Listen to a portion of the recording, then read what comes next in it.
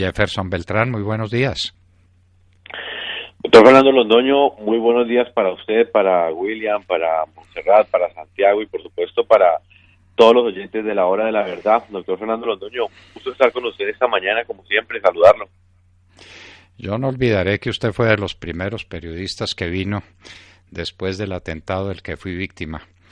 Y lo recibí todavía con mi perro Pacho y todavía convaleciente de las heridas que recibí ese día. Eso no lo olvidaré jamás, Jefferson.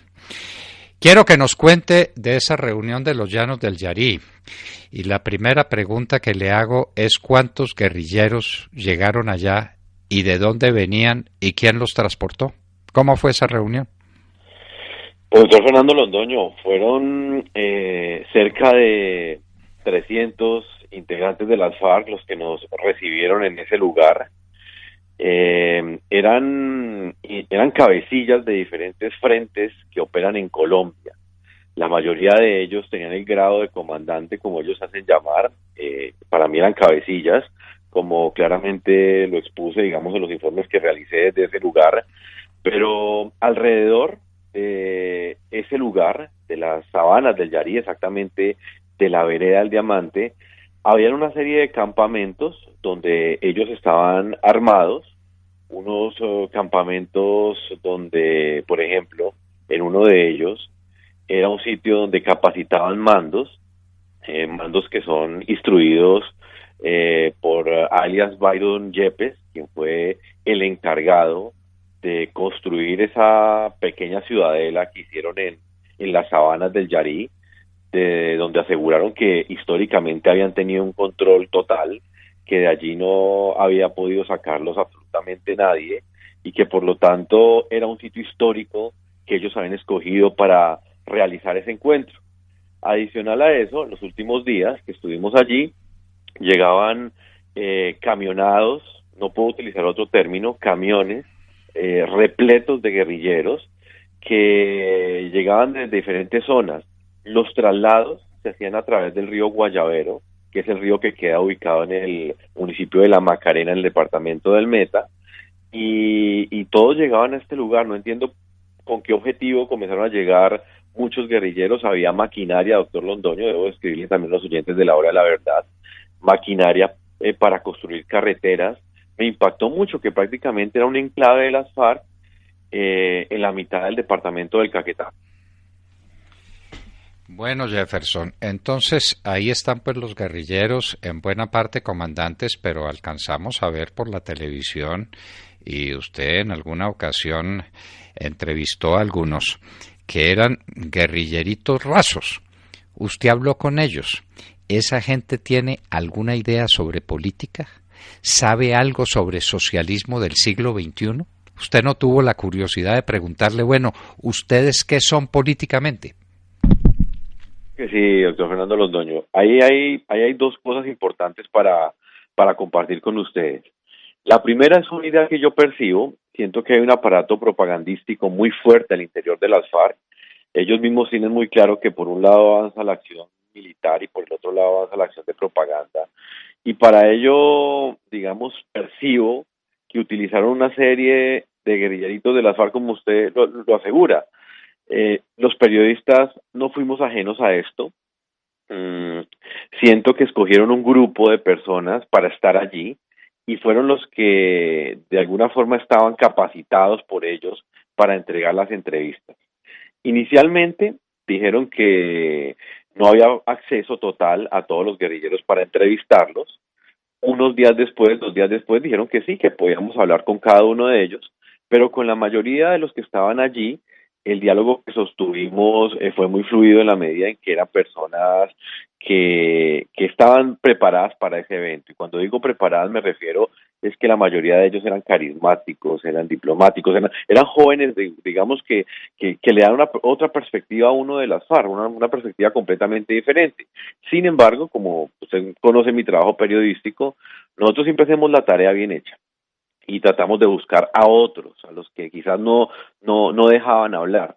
Y claramente me encontré con una niña, por ejemplo, que cumplía labores de enfermería al interior de las FARC, pero la tenían construyendo baños, una niña muy joven, entró de 9 años, y cuando le dije que me diera una entrevista con cámara, me dijo que no se lo autorizaban, pero era como lo digo, una menor de edad que entró de 9 años, en este momento ya tiene 21 años, y la formación política de ella era completamente nula. Ella decía que habían unos encargados para hablar, que ella no manejaba ningún tipo de concepción política, mientras que, por ejemplo, hubo otros con los que hablé, por ejemplo, con alias Antonio, del Frente Oriental de las FARC, que estaba allí, y lo de ellos y prácticamente la defensa férrea que hacen es en este momento la oportunidad que ellos dicen aprovechar para defender el comunismo a través de las vías de la política que le permite el Estado colombiano. Pero ellos sostienen con toda claridad que son comunistas. Totalmente, sin ningún ambaje, ellos lo sostienen. ¿Y saben qué es el comunismo? Usted les preguntó, bueno, ya pues que son comunistas, dígame, ¿qué es ser comunista? ¿Qué significa eso en términos conceptuales o claros, que yo pueda entender? ¿Qué es el comunismo para usted? ¿No les preguntó? No le hice directamente esa pregunta, pero en el diálogo que sostuve con los que ellos autorizaron para hablar, ellos reducen su discurso básicamente a lo que han dicho, digamos, históricamente, y yo siento que también al lavado de cerebro que le han hecho la mayoría de ellos. Y es que en esas zonas del Caquetá la presencia del Estado ha sido mínima y que ellos son sencillamente una consecuencia de una ausencia del Estado y que por lo tanto desde esa perspectiva deben combatir el modelo económico. Lo hacían antes en armas, dicen ellos, y ahora aspiran a hacerlo desde la política. ¿Por qué hablo del departamento del Caquetá?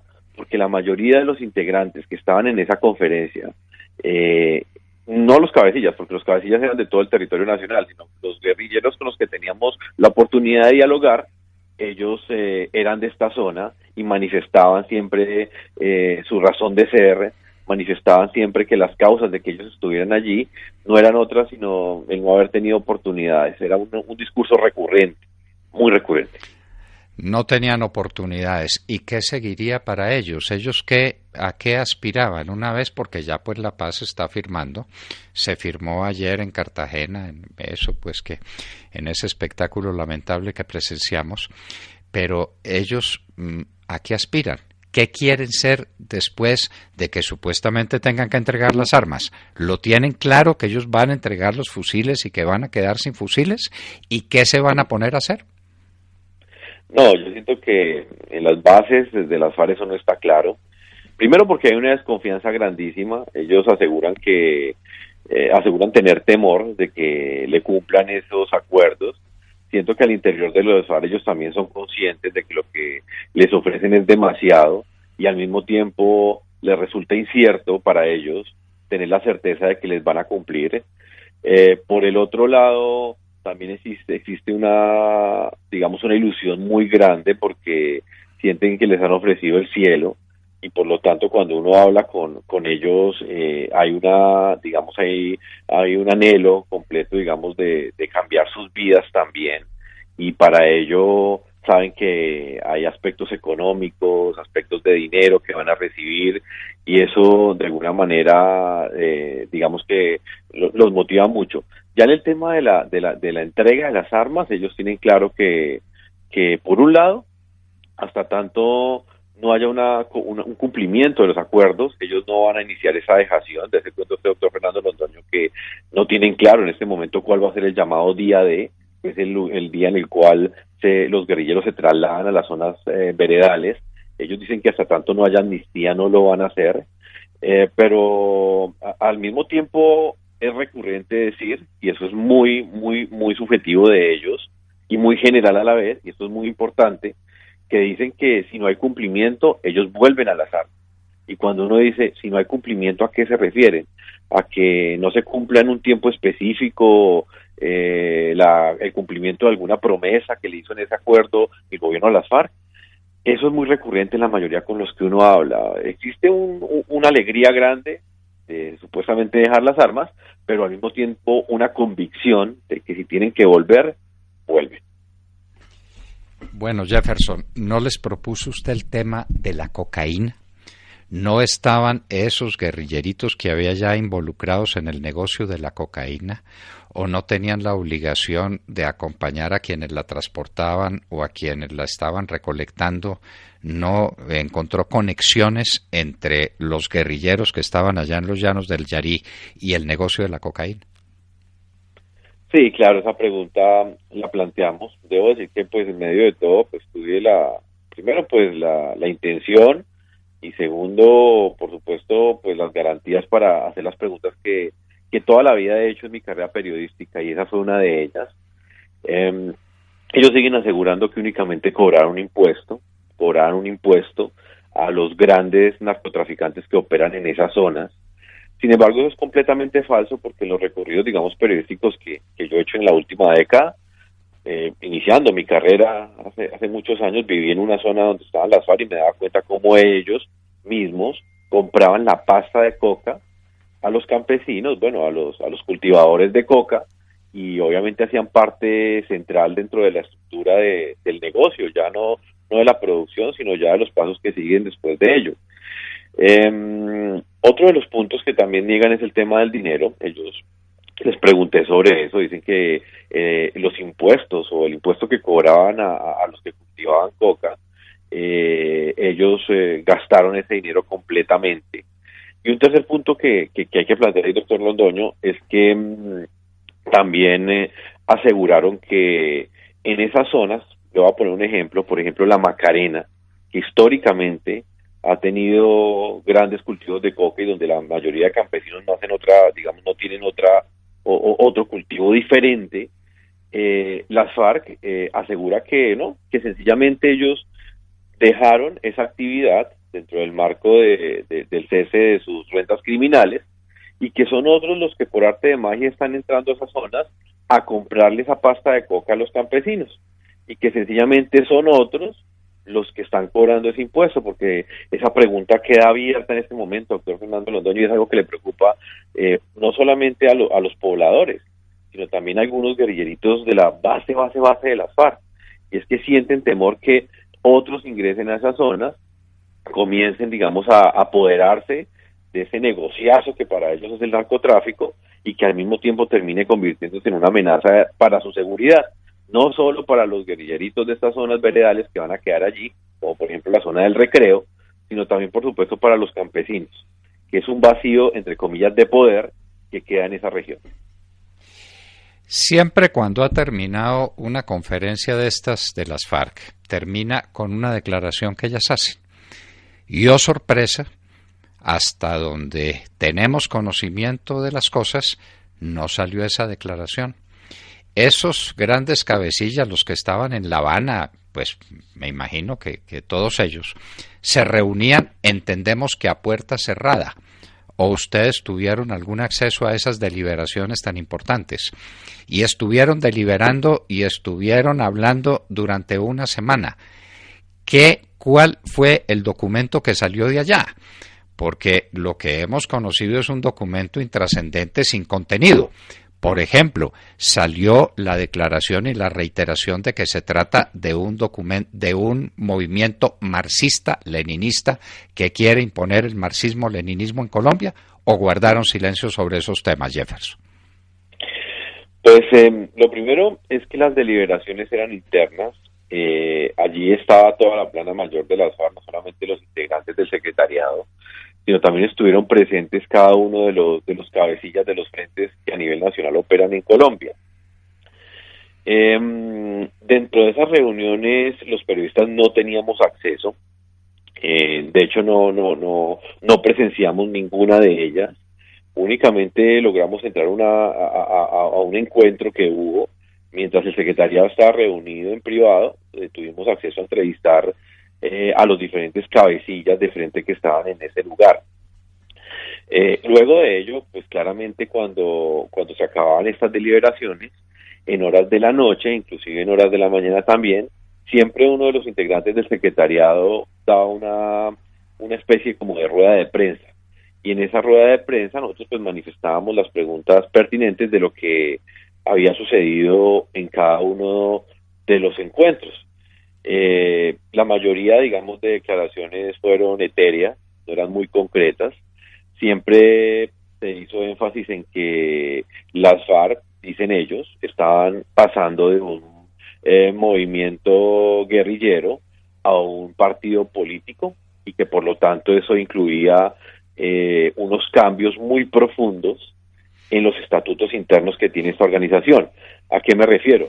Específicamente a que decían ellos, inclusive fue una pregunta que yo planteé, que tenían reglamentos político-militares y que iban a pasar a estatutos de partido y que por lo tanto esos iban a dar a conocer el último día.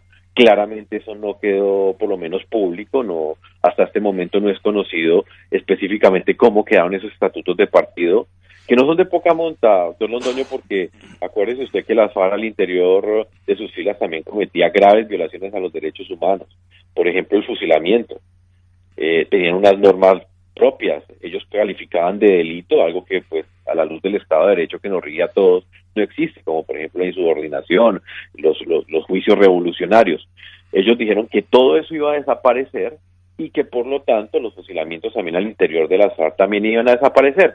¿Por qué esto es importante? Porque si los fusilamientos desaparecen al interior de las FARC, muy seguramente la unidad de las FARC, como ellos también lo temen, está en riesgo. Y la unidad de las FARC es que ellos sigan, digamos, aglutinando a esa cantidad de guerrilleros que hacen parte de esta organización. Entonces creo que eso todavía está por concretar. Claramente el comunismo, como lo dije al comienzo, hace parte, digamos, de la esencia de esta organización y ellos lo saben. Y lo que han dicho, no mostraron esos documentos, pero lo que han dicho es que evidentemente es la línea, digamos, política que van a buscar aparentemente a través de las ONU. Jefferson, en ese grupo de guerrilleros que se reúne allá en La Habana y que sacan declaraciones, ¿ustedes alcanzaron a percibir quiénes son los maestros de la parte ideológica? ¿Estuvieron allá acompañados de este bandido español del tal Santiago y estuvo el doctor Álvaro Leiva por ahí rondando? ¿Quién maneja esa parte ideológica de las FARC? ¿Quiénes están alrededor de ellos? Para preguntar, por ejemplo, ¿quién redactó las 297 páginas? Eso no es redactado por esos guerrilleros, desde luego que no. ¿Quiénes son los inspiradores, los redactores, los ideólogos que hay alrededor de las FARC? ¿Qué pudieron percibir ustedes allá en los llanos del Yari? Bueno, eso está en dos niveles, es una muy buena pregunta, doctor, porque es algo que también nos preguntamos nosotros. A nivel de análisis, yo creo que podemos decir dos cosas. La primera, hay unos bandos medios que evidentemente no fueron los que redactaron esas 297 páginas, pero son unos mandos medios que son especialistas en la parte de propaganda política, no solo a nivel exógeno de las FARC, no solo hacia afuera, sino también a nivel interno. Hay que decir que así como la mayoría de colombianos no se han leído esas 300 páginas de ese acuerdo, al interior de la FARC la mayoría de los integrantes de ese grupo guerrillero tampoco lo ha hecho. Entonces, hay unos mandos que uno percibe que son los encargados de darles esa explicación a la guerrillera, como ellos dicen, a nivel interno, y decirles que prácticamente es un acuerdo ganador, que esta fue la victoria de las FARC. Eso uno lo siente también en la base de los guerrilleros cuando dialoga con ellos. De ahí que anteriormente decía que están completamente ilusionados con esto. Al mismo tiempo, lo que uno percibe es que efectivamente el secretariado es la línea central de las FARC también a nivel interno y obviamente tuvimos la oportunidad de hablar también con Enrique Santiago, quien es la persona que evidentemente tiene muy claro qué fue lo que se negoció, tiene claro los cimientos de por qué se hizo así y entiende muy bien la lógica interna de las FARC, de ahí que pues es apenas natural que sea el abogado de ellos. Y cuando hablo de la lógica de las FARC es que maneja unos argumentos que digamos sostienen dentro de esa verosimilitud que construyó las FARC, las razones por las cuales, por ejemplo, han recibido estos beneficios tan grandes en términos de justicia. Así es que dentro de esta conferencia las caras visibles fueron las mismas de siempre, pero me llamó mucho la atención ese punto en el que le hago énfasis, doctor Londoño, en la parte de lo que perciben los guerrilleros sobre los acuerdos firmados con el presidente Juan Manuel Santos. Jefferson, En los acuerdos, en esas 300 páginas que quedan escritas para siempre, me imagino que eso se los han explicado, que eso no se podrá modificar nunca, nunca, porque queda escrito como un acuerdo especial de los de Ginebra que no tiene modificación posible. En esas 300 páginas hay 10 millones de hectáreas que van para campesinos, primero 3 millones y después 7, pero pues son dos contados distintos, pero van a ser 10 millones de hectáreas. ¿Les hablaron de eso? ¿Les dijeron que van a tener tierra? ¿Que van a manejar a los campesinos que tengan la tierra? Ese fenómeno agrario fue discutido allá, está claro para lo que llaman la guerrillerada o para los cabecillas. Ellos tienen claro que van a acceder a una porción de tierra. Por ejemplo, es como lo dije anteriormente, las promesas que ha recibido la base de las FARC. Es evidente que esos 3 millones de tierras, ese fondo de tierras que han creado en ese acuerdo, genera muchas expectativas en ellos, pero digamos que al mismo tiempo tampoco existe la certeza de cuántos integrantes de las FARC hay en este momento. ¿Y por qué hago relación con este aspecto, con este número? Primero porque fue una pregunta que planteamos, digamos, los periodistas que hacíamos ciertos interrogantes en horas de la mañana, porque la mayoría, digamos, que no hacían esas preguntas. Planteábamos ese interrogante, por ejemplo, de cuántos guerrilleros hay en el interior de las FARC en este momento, y ellos siguen manteniendo en secreto esa cifra. Ellos dicen que la darán en su respectivo momento. ¿Por qué es importante esa cifra? Porque de alguna manera también se sabrá cuántos guerrilleros van a recibir esas tierras que promete el gobierno en ese acuerdo de paz, dónde van a ser esas tierras, qué tipo de tierras van a ser. Dentro de las deliberaciones de los cabecillas de las FARC, ese tema estuvo presente. Tuvimos la oportunidad de hablar con uno de ellos, con uno de estos mandos de las FARC, y ellos aseguraron que claramente ese es como uno de los aspectos que más les importa a los guerrilleros de base, y fueron las preguntas que también ellos mandaron, porque recuerda usted, doctor Fernando Londoño, que otro de los ejercicios internos que hizo las FARC dentro de esa conferencia era que grupos de 50 guerrilleros escogían a un delegado, ese delegado llegaba a esa conferencia y era el que manifestaba todas las preguntas, todas las incertidumbres y por supuesto todas las reservas que ellos también tenían frente al acuerdo. Tanto así que hubo un frente que no asistió, o por lo menos una parte de un frente que no asistió, que fueron los integrantes del Frente Primero, que está al mando de alias Iván, que según nos dijeron allá al interior de las FARC, tenía serias reservas sobre ese acuerdo y no participó de este encuentro, y a la vez este frente fue expulsado, por lo menos esa parte del Frente Primero, porque no en su totalidad, según ellos, fueron expulsados de las FARC en este momento. Jefferson, ¿hay alguna mención o alguna referencia a dos cosas? Primero, ¿cuántos son efectivamente ellos? ¿Ellos se sienten parte de un ejército de cuántos hombres y mujeres y niños? ¿Cuántos son los de las FARC que entrarían a las zonas de concentración? Y segundo, si les van a dar tierra y están ilusionados con la tierra, ¿han discutido qué tipo de tierra les van a dar? ¿Va a ser una tierra sembrada? ¿Va a ser una tierra para sembrar? ¿Les van a dar con qué sembrarla? ¿Saben sembrarla?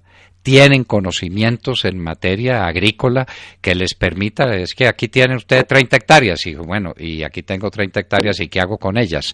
¿Esos temas se discuten entre los guerrilleros? Sí, efectivamente hace parte, digamos, de las incertidumbres que ellos tienen. Percibí también que eso es claramente evidente. Ciertas luchas de poder al interior de las FARC, eso es claro, que es una guerrilla que también está estratificada, no es una, digamos, ellos quieren hacer creer que allí al interior de esta organización todos son iguales, pero efectivamente es piramidal. Es evidente que los sitios donde durmieron, por ejemplo, los del secretariado, que tuve la oportunidad de conocerlos, no son similares a donde estaban el resto de los guerrilleros, y por lo tanto ellos también en esa perspectiva tienen esa incertidumbre de qué tipo, digamos, de tierras van a acceder, cómo se va a dar esa selección, cómo se va a dar esa entrega, ¿sí? Qué calidad de tierras van a recibir. cómo se van a repartir al interior de ellas. En cuanto al número de guerrilleros, es incierto.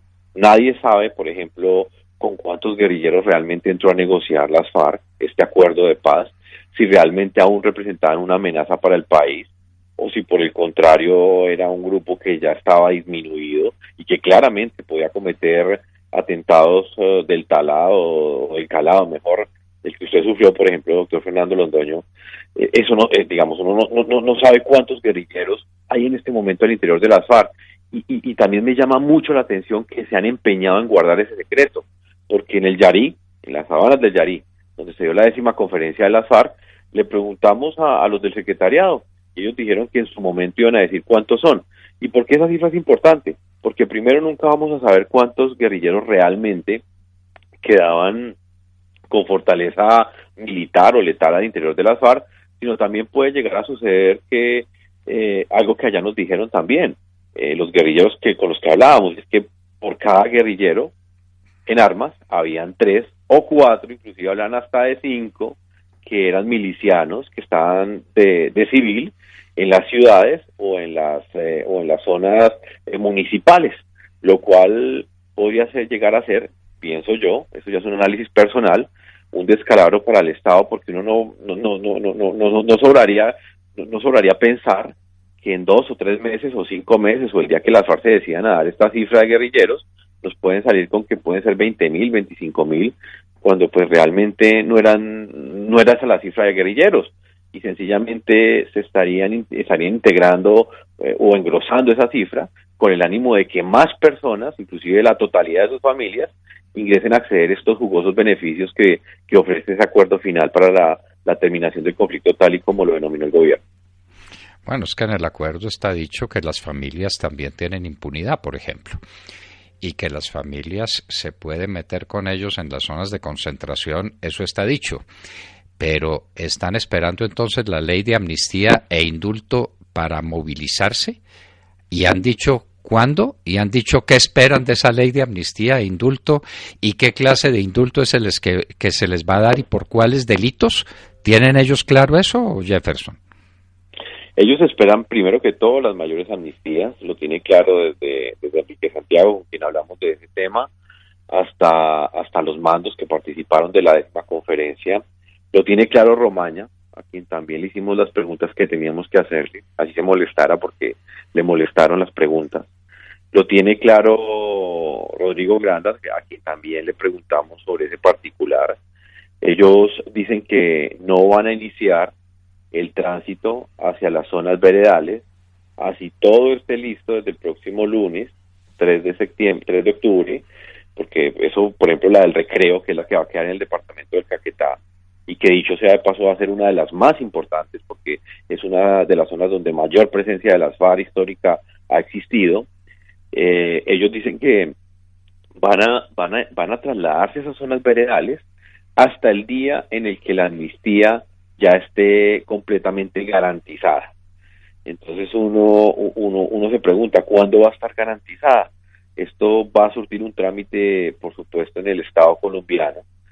Hay unos optimistas que dicen que podría comenzar a finales de este año, pero los oyentes tienen que tener claridad de que hasta que ellos no comiencen ese tránsito a las zonas veredales, no podemos ilusionarnos, por ejemplo, con palabras como dejación de armas, porque eso no va a existir hasta tanto ellos no tengan las grandes amnistías.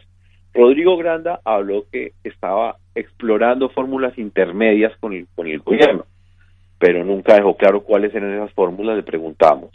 Él dice que están explorando unas fórmulas intermedias para poder iniciar ese traslado de guerrilleros a las zonas veredales, pero que hasta este momento, digamos, no hay humo blanco frente a eso. Así es que es uno de los puntos inciertos en este momento, porque así ayer haya habido una firma de un acuerdo, hay unos puntos que todavía están sobre arenas movedizas. En la base guerrillera hay clara conciencia de que los de arriba son los que se quedan con las enormes cantidades de dinero que produce el narcotráfico. Ellos saben que pertenecen a una de las organizaciones financieras o a la organización financiera más poderosa de Colombia. ¿Tienen esa convicción? Pues, según, digamos, las entrevistas que yo hice, formales e informales, porque frente a una cámara también te hablan de una forma y cuando está fuera de ella de otra, yo siento que ahí hay tres eslabones. Está la base guerrillera, que son, como te lo dije anteriormente, unos jóvenes que uno realmente, pues, puedo estar equivocado, pero debo decir cuál fue mi percepción. Uno los siente completamente engañados, los siente completamente ilusionados. Ellos sí consideran que dentro de la organización de las FARC sí hay una igualdad y que por lo tanto van a poder acceder a derechos de manera similar cada uno de los integrantes de las FARC. Hay otros que pues sí son conscientes de que fue una organización que se lucró del dinero del narcotráfico, pero que básicamente es un dinero que se gastó en el funcionamiento de la misma organización. Y por el otro, pues hay otro nivel que sí son los mandos medios, con los cuales también tuve la oportunidad de hablar fuera de micrófonos, y ellos son conscientes también de que durante todos estos años las FARC terminó involucrándose en el narcotráfico, pero que si no lo hubieran hecho, quizás hubieran desaparecido en la última década, porque justifican el ingreso de esas altas sumas de dinero sobre la base de la necesidad que tenían también de armarse para darle esa guerra que le dieron al Estado colombiano. Pero en términos generales, para responderle su pregunta, doctor Londoño, siento que hay mucho joven realmente con un lado de cerebro muy fuerte. Para ellos es las FARC, por lo menos es su vida, y creen fielmente en lo que les dicen sus comandantes. Estén equivocados o no, es como si fuera una religión. O sea, por lo menos los que nos pusieron a los periodistas, porque hago mucho énfasis en eso no fui, digamos, ni más faltaba ingenuo. Era evidente que eran personas muy amables, pero también los que tuvieron la oportunidad de dialogar con nosotros, son personas que hablaban muy bien, que también hacían parte del aparato propagandístico de las FARC. El aparato propagandístico de las FARC. Bueno, y una última pregunta, Jefferson, que nuestros oyentes están esperando. ¿Y qué pasa con el día después? El próximo domingo será el plebiscito. Y el 4, el lunes, ¿qué pasa? ¿Qué pasa con las FARC? ¿Qué pasa con la gente? Ya se acabó la publicidad, ya se acabó todo esto. Ahora, ¿qué se sigue? ¿Por dónde esperan ellos que empiece el cumplimiento de lo pactado por el uno y por el otro? ¿Qué se sigue? Lo que dicen los americanos el day after. ¿Qué pasa con el día después, Jefferson? Ellos claramente, en este momento, la expectativa más grande que tienen después de la votación del plebiscito, y que también va a ser la gran noticia para nosotros los periodistas, que nos ha tocado históricamente estar al tanto de este momento del país, es cómo se va a dar ese traslado hacia esas zonas veredales, hacia esos 20 puntos donde las FARC finalmente se va a concentrar, que también va a ser un momento bastante importante dentro de este camino, porque si bien es cierto, ayer se firmaron esas 297 páginas, las firmó finalmente Alex Timochenko y el presidente Juan Manuel Santos. Ahora vienen unos hechos bastante importantes que digamos definirán también qué tan comprometida está la FARC con ese acuerdo. Y uno de ellos es, por supuesto, cómo se va a dar ese traslado el día después. Muy seguramente nos dirá cómo, si las FARC van a iniciar ese traslado o no hacia las zonas veredales. También ese día después traerá el afán de la ley de amnistía, como lo dije anteriormente. Posiblemente ellos se van a quedar quietos en sus lugares, donde están en ese cese al fuego bilateral en el que estamos desde hace ya varios días. Quedarán quietos en ese lugar hasta tanto no se apruebe esa ley de amnistía, porque ellos aseguran que es una de las garantías que tienen para que no se dé una orden de captura en contra de ellos. Así el gobierno les diga lo contrario, ellos todavía desconfían de ese punto, y por lo tanto, ese 3 de octubre, si no hay ley de amnistía, ellos no se van a movilizar a las zonas veredales. Entonces, el siguiente afán que viene después de la votación del plebiscito será, primero, la espera de esa ley de amnistía por parte de las FARC, y por el otro lado, van a quedar completamente quietos, tanto ejército, tanto nuestras fuerzas militares, como las FARC, en unas zonas que uno siente que también están bastante delimitadas, donde ellos están completamente concentrados, pero que están a la espera de iniciar ese camino hacia las zonas veredales. Entonces creo que ese es el principal afán que viene aquí en adelante para ellos.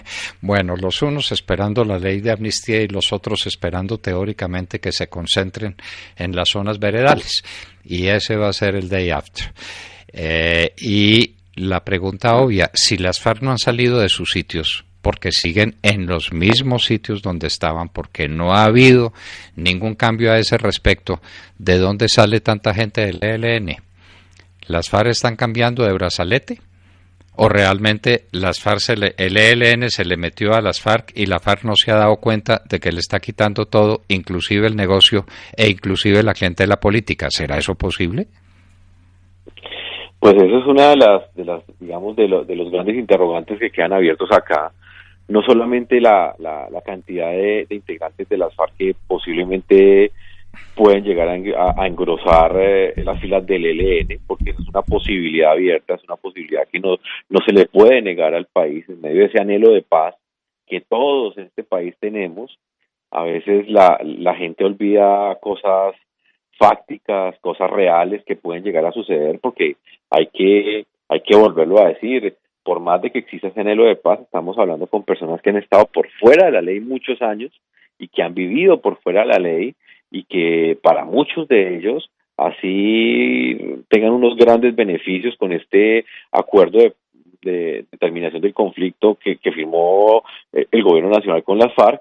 Ellos saben que hay unas rentas de miles de millones de pesos que están en la ilegalidad, y por lo tanto no va a ser fácil tampoco que las FARC en su interior convenzan a todos de salir de ese negociazo que, por ejemplo, representan rentas criminales como la minería ilegal, porque eso no es mentira. La minería ilegal, de la minería ilegal se lucran muchos integrantes de las FARC, del narcotráfico, de la extorsión, por ejemplo. Entonces, digamos que pensar que la totalidad de las FARC vaya a renunciar a sus negocios no es una verdad absoluta. Evidentemente hay un gran sector de las FARC que quiere dar un paso, pero hay otro sector que posiblemente no va a renunciar a ello. Y por el otro lado, también el punto de esos partidos de poder de los que hablaba anteriormente, doctor Fernando Londoño, que es un reto para el Estado Nacional. Digamos que creyéramos que las FARC van a dejar todas estas rentas criminales que expuso anteriormente. ¿Quién va a quedar? Eso no va a desaparecer por arte de magia. Son unos negociazos que llegarán otras organizaciones criminales a apoderarse de ellos, y muy seguramente la población civil es la que va a quedar nuevamente en la mitad. Es que recuerde el negociazo, póngale solo a 5 millones de pesos el kilo de coca en el interior del país, en el interior. Con 800 toneladas métricas que están produciendo, son 40 billones de pesos al año. ¿Quién renuncia a 40 billones de pesos al año? Cifra que no recibe ninguna organización financiera de Colombia. Nadie recibe 40 billones de pesos al año. Jefferson Beltrán, cuán agradecidos quedamos, y si usted nos tiene paciencia, lo volvemos a llamar para que hablemos después del day after, del día después. Pues doctor Fernando Londoño, claramente cada vez que usted quiera contar pues con estos análisis y con estas percepciones, estaré atento a su llamado. No puedo despedirme de usted y de su mesa sin antes decirle que estando allá dentro del Yarí, recordé ese 15 de mayo que nunca voy a olvidar, en el que por cuestiones del destino estaba, diría yo, 1 minuto del sitio donde usted estuvo a punto de ser asesinado, donde las FARC asesinó a sus escoltas, a quien con dolor en el alma debo decir que los vi en esa camioneta, una imagen que nunca voy a olvidar. Y por supuesto en el instante que con mi camarógrafo Rubén llegamos a la 74 con Caracas y lo vimos a usted completamente ensangrentado, una imagen que fue una prueba de supervivencia para su hijo, para su familia que está en los Estados Unidos. Y estando allá en el Yarí recordé todo eso, recordé a Quique Márquez, el hijo de Amalia Márquez, y sentí un dolor profundo porque sé que como periodista pues reporto lo que está sucediendo en el país de la manera más objetiva que me es posible, pero a veces pienso que esa objetividad la puedo perder, y lo puedo decir claramente, cuando veo que las personas, digamos, que cometieron este tipo de delitos hacen parte ahorita de un acuerdo en el cual son ellos los que con no poca vanidad no sienten ningún tipo, digamos, de pena por esos actos tan crueles que cometieron. Así que, como siempre se lo he dicho, doctor Londoño, amigos para siempre, y me alegra que usted en este momento tenga la oportunidad de tener este espacio periodístico, de seguir hablándole al país, y que no le hayan cegado la vida ese 15 de mayo, porque muy seguramente hoy poca gente se acordaría de eso. Sí, Jefferson, gracias por recordar a mis amigos. Efectivamente salí ensangrentado de esa camioneta. Las 9/10 partes de esa sangre era la de mis amigos y compañeros Rosenberg y Ricardo. Apenas 1/10 de esa sangre era mía. Las otras 9/10 partes eran de ellos, que quedaron despedazados. Unas víctimas de estos bandidos con los que usted estuvo allá reunidos. Porque esa es la dialéctica de todos los socialismos que en el mundo han sido: matar a la gente en la lucha de clases. Jefferson Beltrán, muchísimas gracias por estar con nosotros en la Hora de la Verdad. A usted, doctor Fernando Londoño. Bueno, Jefferson Beltrán, periodista que estuvo allá en los llanos del Yarí, periodista que no traga entero, que lleva años siguiéndole la pista a este fenómeno y que lo ha compartido con nosotros con una generosidad, una objetividad y una inteligencia que tenemos que destacar. Son las 8 de la mañana, 25 minutos.